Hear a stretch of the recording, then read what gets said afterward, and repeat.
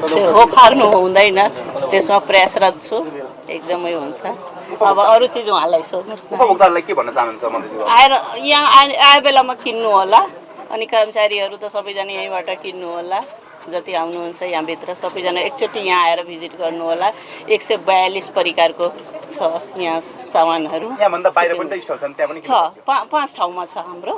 अरू अगाडि पनि खोल्छु, त्यो भाटबटेनीमा पनि एउटा स्टल राखौँ कि भनेर हाम्रो सोच छ।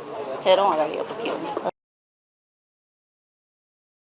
यहाँ हाम्रो नेपालमा उत्पादित 142 प्रकारका खाद्य र गैर खाद्य वस्तुहरू यहाँ हामीले यसमा राखेका छौँ र यहाँको माग चाहिँ यहाँभित्रका आम कर्मचारीहरू, यहाँ चाहिँ आउने सेवाग्राहीहरू, यहाँ चाहिँ विभिन्न कामले पाल्नुहुने महानुभावहरूलाई हामीले बाहिर कहाँ हो हामीलाई थाहा भएन, अथवा हामीलाई अफिस टाइममा अफिस छुट्टी भएपछि पनि लिनलाई हामीलाई गाह्रो पर्यो, यहाँ राखिदिनु भयो भने हामीले तपाईँहरूको सेवा पाउँथ्यौँ भनेर ठुलो माग भएको हुनाले माननीय मन्त्रीज्यूको सचिवको निर्देशनअनुसार हामीले यहाँ चाहिँ आजबाट शुभारम्भ गरेका छौँ। आज 7औं वार्षिक उत्सवको अवसरमा भनिएको छ यो सँगै देशमा के आज कुन ठाउँमा चाहिँ यस्ता स्थापना गरिएको छ, के छ सर?